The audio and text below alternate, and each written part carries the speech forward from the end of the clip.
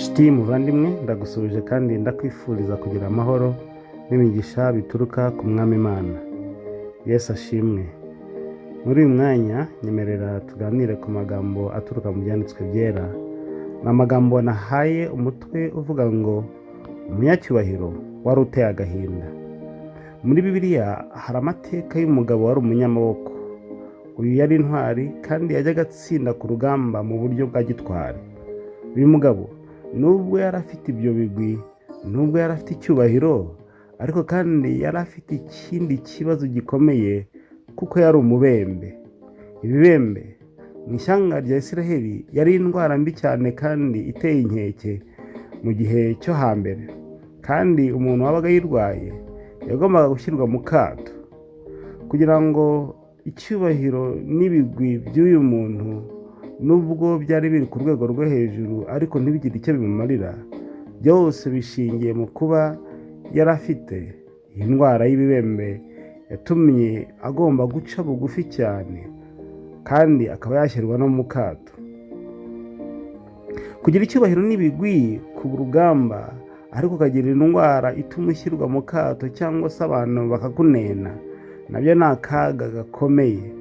Uyu mugabo mvuga ni Namani, umugaba w'ingabo z'i Siriya. Abasomyi benshi ba Bibiliya bazi iby'iyo nkuru.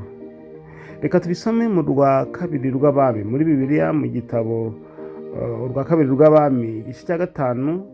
Reka duhere ku mirongo 4 ibanza, dutangira dusoma duhereye ku murongo wa mbere. Haravuga ngo Namani, umugaba w'ingabo z'umwami w'i Siriya, yari umutoni kuri shebuja kandi w'umunyacyubahiro, kuko ari we Uwiteka yaheshaga Abasiriya kunesha. Yari umugabo w'umunyamaboko w'intwari, ariko yari umubembe. Icyo gihe Abasiriya bajyaga gutabara bakarema imitwe y'abanyazi. Bukeye bajya mu gihugu cya Isiraheli, banyagayo umukobwa muto, aba umuja wa Mukanamani. Bukeye uwo muja abwira nyirabuja ati, icyampa databuja agasanga umuhanuzi w'i Samariya yamukiza ibibembe.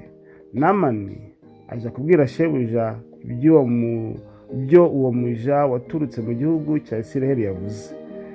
Uwo ni umurongo wa 4 dushorejeho. Muri iyi nkuru tubonyemo akana k'agakobwa kabaye umugisha mu rugo rwa Namani. Reka nibwirire abantu bafite abana babo mu ngo zabo bakunze kwitwa abakozi bo mu rugo. Birashoboka cyane ko uriya mwana ari we utuma urugo rwawe rubamo umugisha, kuko uriya mwana wenda yubaha Imana yo mu ijuru. Rero jya uha agaciro abakozi ukoresha. Jya uha agaciro umwana nk'uwo nguwo kamukwiye, by'umwihariko niba ubizi neza ko asenga kandi akubaha Imana Umuremyi. Ibi ni nako bimeze no ku bandi bakoresha. Wenda umukoresha mu bucuruzi bwawe, wenda umukoresha muri kampani yawe, n'ahandi hose utekereza ukoresha abantu mu kazi kawe. Jya ububaha kuko hari imigisha myinshi yakugeraho kubera bo rwose, by'umwihariko igihe bubaha Imana. Reka kandi nibwirire abantu bumva baciye bugufi, bakora akazi ko gushaka amikoro, bumva ko kaba gaciriritse. Birashoboka ko impamvu Imana yagushyize aho hantu, birashoboka ko Imana yagushyize muri ako kazi wita ko gaciriritse ari ukugira ngo uzabe umuntu Imana inyuzamo imirimo yayo, Imana inyuzamo imigisha yayo kuri uwo mukoresha wawe, cyangwa se ikaba yatuma binyuze mu murimo yagukoresha nawe amenya Imana. Rero ntukipfobye, ahubwo uzavuga Imana wamenye, uzerereze izina ry'Uwiteka kuko uri agaciro mu maso y'Imana, igihe ubizi neza yuko ufitanye isano na Kristo binyuze mu kwihana no kumwizera. Murabona ko rero aka kana k'agakobwa katanze inama ndetse kararikira Namani kujya aho ashobora gukirira indwara y'ibibembe. Nawe ushobora kuba utekereza yuko uciye bugufi cyane. Ushobora kuba utekereza yuko akazi ukora gaciriritse cyane. Biranashoboka kandi yuko n'abagukoresha baba bataguha agaciro. Ariko burya ku bantu bubaha Imana, impamvu ushobora kuboneka mu nshingano nk'izo ngizo zakwitwa ko ziciriritse, biba birenze cyane rwose n'ubundi ibijyanye n'amafaranga waba uhembwa cyangwa n'agaciro ndetse n'icyubahiro wakura muri ako kazi, kuko birashoboka cyane yuko inshingano yawe yaba irenze ibyo ngibyo rwose bishingiye ku kazi kawe. Turi kwigana ingingo ivuga ukuntu umuntu ashobora kuba umunyacyubahiro ariko akaba ateye agahinda. Turi kurebera hamwe uburyo Namani yari umunyacyubahiro ariko yari ateye agahinda rwose. Ibi kandi ni ibintu bishobora kubaho n'ubu ngubu. Birashoboka yuko umuntu mu buzima busanzwe yaba ari umunyacyubahiro, ari umunyabigwi bigaragarira abantu, ariko akaba afite ikindi kibazo gikomeye cyane nk'uko tugenda tubona muri iki cyigisho, cyatuma rwose yaba ari umuntu uteye agahinda na n'uyu munsi. Ni ibintu bishoboka ndetse cyane. Dukomeje gusoma hariya turimo dusoma mu rwa kabiri rw'Abami, reka dusome igice cya 5 uhereye ku murongo wa 5 kugera ku wa 7. Bibiliya iravuga ngo nuko umwami w'i Siriya abyumvishe abwira Namani ati haguruka ugende, nanjye ndandikira umwami w'Abisiraheli urwandiko. Namani ahera ko aragenda, ajyana italanto z'ifeza 10 n'ibice by'izahabu 6,000 n'imyambaro yo gukuranwa 10. Nuko ashyira umwami w'Abisiraheli urwo rwandiko rwari rwanditsemo ngo, nuko rero urwo rwandiko nirukugeraho, mwoherereje umugaragu wanjye Namani ngo mukize ibibembe. Murongo wa 7. Umwami w'Abisiraheli amaze gusoma urwo rwandiko ashishimura imyenda ye aravuga ati, ariko uwo mugabo kunyoherereza muntu ngo muvure ibibembe, ni njye Mana yica kandi ikabeshaho? Nuko nimubitekereze ndabinginze, mumenye ko ari kunyendereza. Muribuka yuko ka kana kari umuja wa Mukanamani, nubwo kari karanyazwe, murabyibuka yuko katanze amakuru yuko bishobotse rwose shebuja ari we Namani, uyu wari umugaba w'ingabo z'i Siriya wari urwaye ibibembe, ko yajya muri Isiraheli kandi ko yabasha gukirirayo rwose indwara y'ibibembe. Nk'uko twabibonye mu mirongo ibanza, uyu Namani umugaba w'ingabo z'i Siriya yagejeje ubwo butumwa cyangwa se iyo nkuru nziza y'ahantu ashobora kuba yakirira, abibwira umwami w'i Siriya. Niho rero tugeze dusoma yuko umwami w'i Siriya yahise yandikira umwami w'Abisiraheli, amwandikira urwandiko amubwira yuko amwoherereje umugaragu we ngo amukize ibibembe. Ariko nk'uko turimo tubisoma, ntabwo umwami w'Abisiraheli yahise abyakira neza. Ngira ngo murabyumvishe neza ku murongo wa 7 uko twasomye tuti, umwami w'Abisiraheli amaze gusoma urwo rwandiko ashishimura imyenda ye aravuga ati, ariko uwo mugabo kunyoherereza umuntu ngo muvure ibibembe, ni njye Mana yica kandi ikabeshaho? Nuko nimubitekereze ndabinginze, mumenye ko ari ukunyendereza. Uko niko abanyacyubahiro benshi bibwira ko impano z'Imana zigurwa cyangwa se zishingiye ku butunzi n'icyubahiro byabo. Umwami w'i Siriya yohereje amaturo nk'ikiguzi cyo kuvuza Namani, ndetse bisa nkaho nta kindi cyubahiro amuhaye. Nyamara uku ni ukwibeshya cyane. Nubwo umuntu ufitanye isano na Kristo wamubona aciye bugufi, nubwo wabona ari umukene, nubwo wabona atambara bisamaje, cyangwa se ukamubona adakomeye mu by'ubu buzima, uriya muntu wubaha Imana arakomeye cyane kandi afite icyubahiro mu maso y'Imana rwose. Murabona ko umwami w'i Siriya yatekereje ko akwiye kwishyura agakiza cyangwa se ubuvuzi yari agiye kubonera muri Isiraheli. Iki ni cyo kibazo abatunzi benshi bafite. Iyo bararikiye kuza mu nzu y'Imana, iyo babwiye ko bakwiye kwakira agakiza, benshi bahita batekereza ko umutungo wabo ari ugenderewe, kandi bakaba batanguranwa bawutangaho nk'ikimenyetso cy'uko bashyigikiye umurimo cyangwa se ngo bikize abakozi b'Imana babararikira kwakira agakiza. Ariko kandi iyo bahuye n'ikibazo gikeneye gusengerwa, nabwo abo bantu akenshi baba batunze batekereza ko bwa butunzi bwabo buzabafasha. Cyakora hari n'abiyita abakozi b'Imana bavuga ko utabahaye kuri ubwo butunzi ntacyo bakumarira. Ibi sinzi aho nabo babikuye nabo rwose, kuko ntabwo ari Imana yabatumye. Ntabwo Imana yaka ibiguzi ibyo ari byo byose kugira ngo umuntu akizwe cyangwa se yakire agakiza. Uyu mwuka niwo wari muri Namani ndetse n'umwami w'i Siriya. Niwo wari mu mwami w'i Siriya rwose, kuko ibijyanye n'agakiza ntabwo byagurwa rwose cyangwa se ngo byishyurwe. Ubundi se ni agaciro kangana iki wakwishyura impano Imana itanga? Ni ibihumbi bingana iki cyangwa se ni amamiliyoni angana iki watanga nubwo uri umukire kugira ngo ubashe kugura agakiza? Niyo mpamvu izi mpano umuhanuzi w'Imana nk'uko tuza kubirebera hamwe atazemeye. Ubu ni inshuti bavandimwe, reka abantu bamenye Imana wizera ndetse n'indangagaciro z'abizera Imana. Nubwo umwami wa Isiraheli yari ahawe icyo cyubahiro cyangwa se yohererejwe urwandiko ruturuka ku bo yitaga abanzi be rumusaba gukiza Namani ibibembe, ntiyahise abonamo ko ari icyubahiro yari agiriwe mu maso y'Imana yasengaga. Yirebyeho mu ntege nke ze nk'umuntu, atekereza ko ahubwo ari ukumushotora, ko wenda ahawe inshingano yo gukiza ibibembe kandi atabishoboye, cyane ko Abasiriya bajyaga bakunda kurwana buriya n'Abisiraheli. Abibonamo yuko ashobora kuba ari ukumushotora, ahari ngo bimunanire, wenda biba byaba n'impamvu yo kongera kurwana.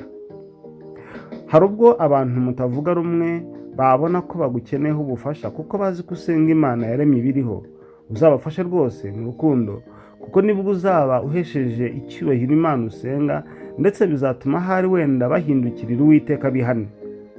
Niyo mpamvu Yesu yadusabye gukunda no gusabira abatwanga cyangwa se baturenganya. Aha naho harimo indi ngingo ikomeye cyane.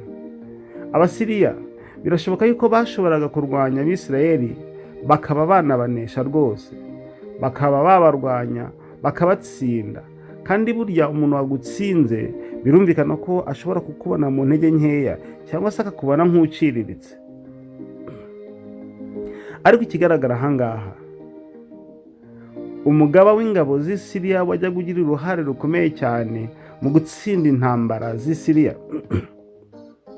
Uyu mugaba w'ingabo z'Isiriya witwa Namani yarwaye ibibembe, kandi babona ubutabazi aho bushobora guturuka honyine ari kuri rya shyanga ryitwa Isiraheli. Ba bantu bashobora kuba baratsinze yego mu rugamba, ariko baza gusanga yuko ari abantu bazi Imana yo mu ijuru yaremye ibiriho, nuko batekereza cyane yuko babakeneraho ubufasha. Ni nako bishoboka kugenda. Birashoboka yuko waba ugaragara nk'uciye bugufi mu maso ya rubanda, birashoboka yuko abantu bakubona nk'umuntu uciriritse rwose, ariko niba wubaha kandi usenga Imana, ndagutangariza yuko Imana usenga ni iy'icyubahiro giheranije cyane, kandi uko byagenda kose Imana ishobora kubikora bakifuza Imana usenga. Rero ni ingenzi cyane kudapfusha ayo mahirwe ubusa. Reka abantu bamenye Imana wizera. Reka dukomeze dusome muri iriya nkuru iri muri Bibiliya mu Rwakabiri rw'Abami igice cya 5 tugeze ku murongo wa 8. Reka dukomeze dusoma tugere ku murongo wa 19. Nuko Elisa umuntu w'Imana yumvise ko umwami w'Abisiraheli yashishimuye imyenda ye, amutumaho ati, niki gitumye ushishimura imyenda yawe? Mureka nsange. Aramenya ko mu Isiraheli harimo umuhanuzi. Nuko Namani araza, azana n'amafarashi ye n'amagare ye, ahagarara ku muryango w'inzu ya Elisa. Murongo wa 10. Elisa aherako amutumaho ati, genda wiyuhagire muri Yorodani 7, umubiri uzasubira uko wari uri, nawe uzaba uhumanutse. Namani abyumvise ararakara, arivumbura ati, nahoze ngira ngo ari busohoke ahagarare atakambira izina ry'Uwiteka Imana ye, arembarembye n'intoki hejuru y'ibibembe ngo ankize. Mbese inzuzi z'i Damasiko, Abana na Fapa ntiziruta ubwiza amazi yose y'Ibwisirayeli? Sinabasha kuziyuhagiramo ngo mpumanuke. Nuko arahindukira aragenda arakaye. Murongo wa 13. Abagaragu be baramwegera, aba ni abagaragu ba Namani, baramwegera baramubwira bati, data, iyaba uwo muhanuzi yagutegetse ikintu gikomeye, ntuba wagikoze nkanswe kukubwira ngo iyuhagire uhumanuke. Nuko aramanuka yibira muri Yorodani 7 nk'uko uwo muntu w'Imana yari yamutegetse. Uwo mwanya umubiri we uhinduka nk'uw'umwana muto, arahumanuka. Haleluya! Iyi nkuru iratangaje. Ubundi murabona ko Elisa nk'umuhanuzi w'Uwiteka Imana yamenye amakuru yuko umwami yashishimuye imyambaro ye, ariko yibuka cyane yuko nubwo bagaragara nk'ishyanga riciye bugufi. Rimwe na rimwe Abisiraheli ngira ngo babaga banabizi cyane, kuko byari biri mu masezerano akubiyemo ayo bagiranye n'Uwiteka Imana. Burya kenshi ishyanga rya Isiraheli nubwo ryasengaga Imana yo mu ijuru, iyo bagomaga bakajya kure y'Imana, burya Imana yajyaga yemera yuko batsindwa n'abanyamahanga kugira ngo nabo bagaruke bace bugufi cyane, bongere bibuke isezerano ry'Imana no komatana nayo. Burya rimwe na rimwe Imana ishobora no kwemera yuko abantu bagerwaho n'ibyago n'amakuba kugira ngo bongere bace bugufi bihane. Ariko nubwo ibi byabagaho ku ishyanga rya Isiraheli, ntabwo Imana yari yarigeze ibareka.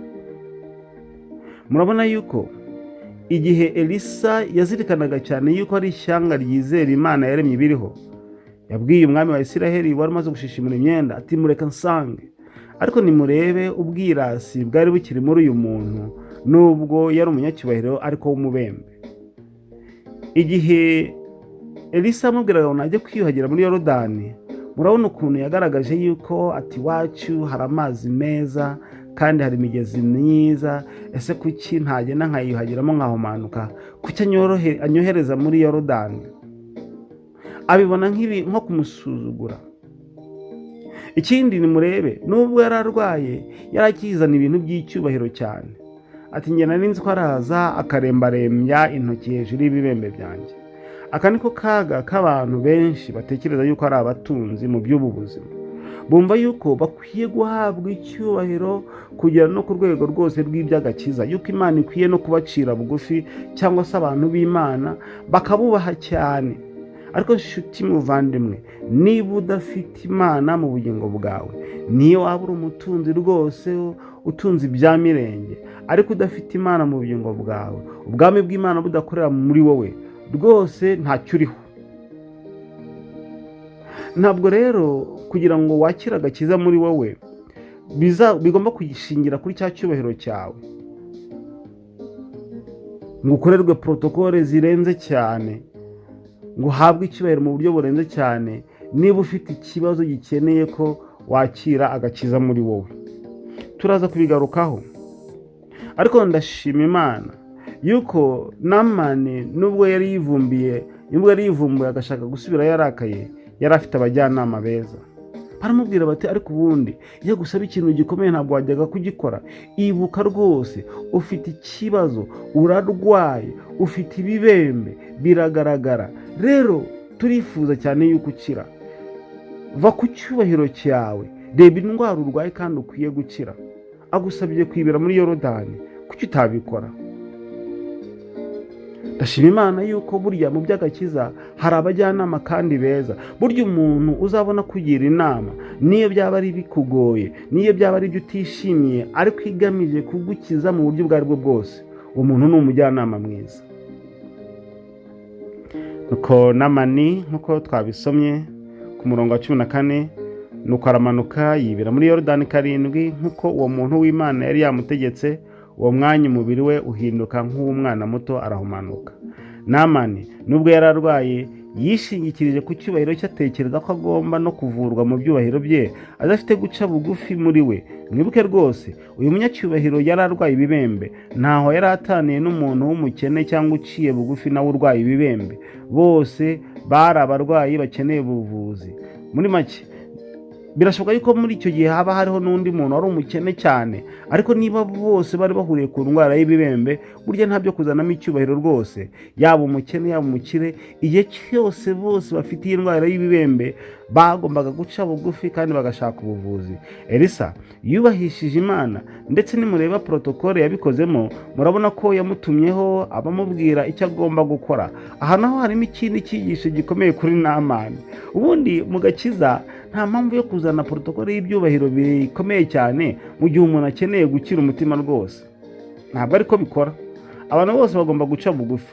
Nimureba Elisa ntiyagombaga kuza apfukamira uwo munyacyubahiro nk'uko benshi bashobora kubikora, nk'uko benshi bashobora kubitekereza. Ahari hari n'uwatekereza ati ubwo yari aje ari umunyacyubahiro, Elisa yagombaga kuza akazana ibintu by'icyubahiro, akazana ibintu byo kumucira bugufi cyane, atinya kubaha rwose nubwo murwaye, nyine agakora protokole z'icyubahiro kuko yari umunyabigwi. Ariko nimwibuke yari arwaye.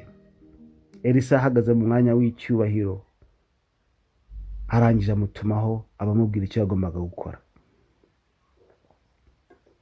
hari abantu bashobora kuba yego rwose bafite iyo mpano, bazi ko bakora umurimo mwiza w'ivugabutumwa, bakora umurimo mwiza w'Imana ihoraho, ariko nanone ugasanga mu bundi buryo bameze nk'abacinya inkoro rwose ku bantu b'abanyacyubahiro cyangwa se b'abatunzi. Ugasanga baracinya inkoro cyangwa se ugasanga barapfukamiriza cyane, bakaza bagapfukama imbere y'abakomeye kandi bakabikora bavuga ngo ni abakozi b'Imana. Aha ku ruhande rumwe buriya waba usuzuguza izina ry'Uwiteka rwose. Niba uzi ko wubaha Imana ukagera imbere y'abakomeye, ntukwiye gutinya ngo uvugane ijambo ry'Imana intege nke cyane, waciye bugufi cyane, kuko ibyo bishobora gusuzuguza iryo zina. Nubwo wowe waba uciye bugufi cyane, zirikana cyane yuko ari ijambo rifite ubutware kandi ugaragaza icyubahiro cy'Uwiteka Imana. Yitwa Yehova, Imana yo mu ijuru, niyubahwe rwose.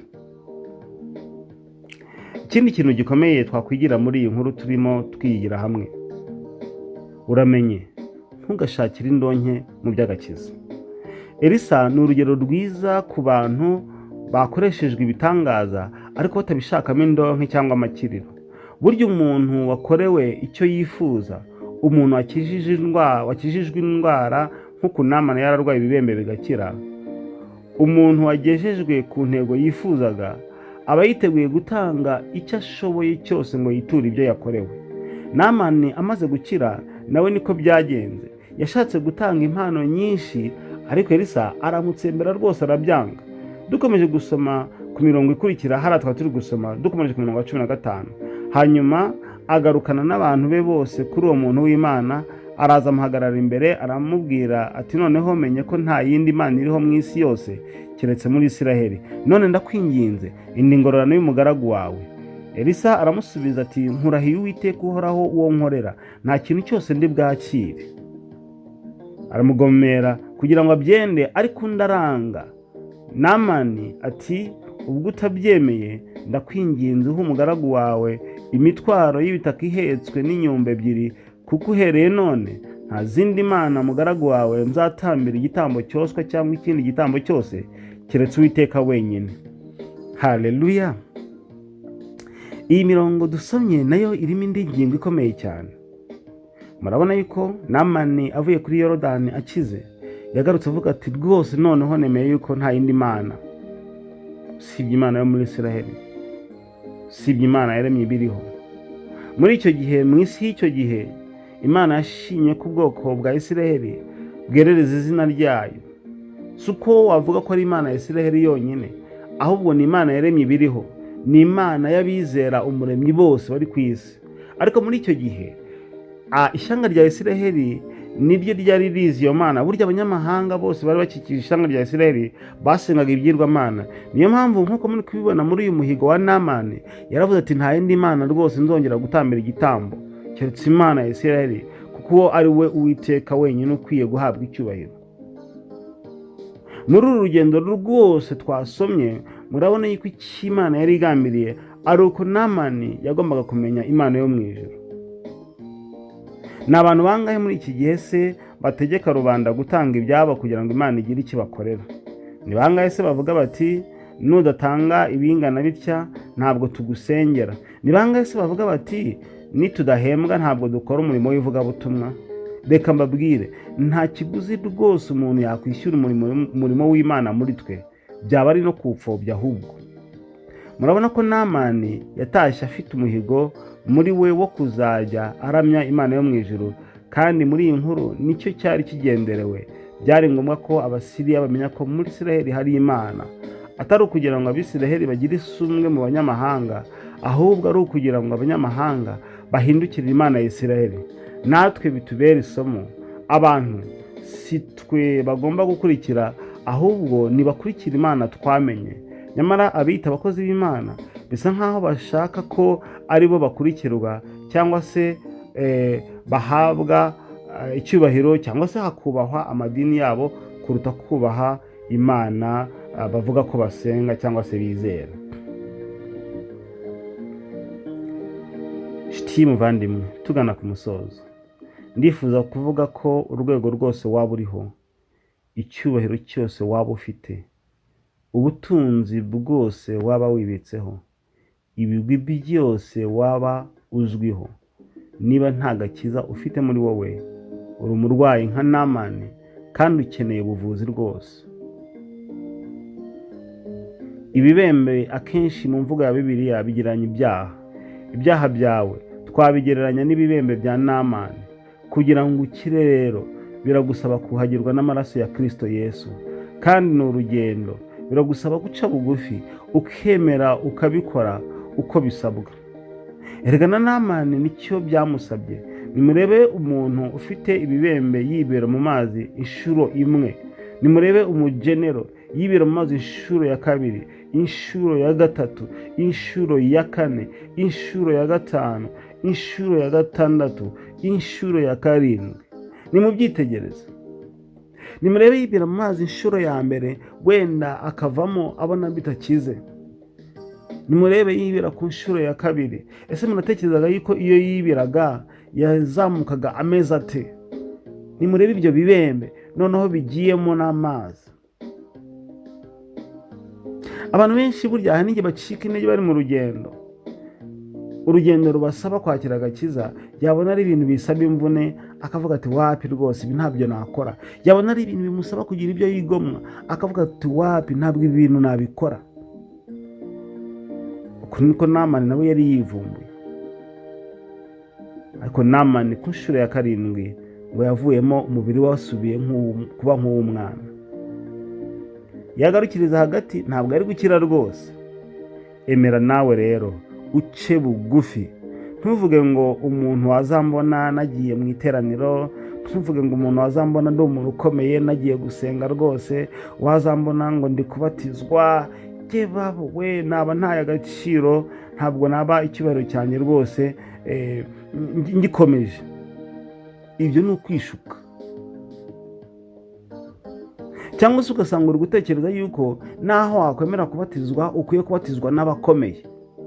Oya, uriya muntu uhagaze mu mwanya wo kuvuga ubutumwa niyo yaba ari umuntu uciriritse rwose, kubw'icyubahiro ahabwa n'ijambo ry'Imana yakubatiza rwose. Ugasanga undi muntu kuko akomeye aravuga ati wambona rwose napfukamye mu rusengero ndi gusenga. Hari n'ababona gupfukama rwose ari ikintu rwose giciriritse.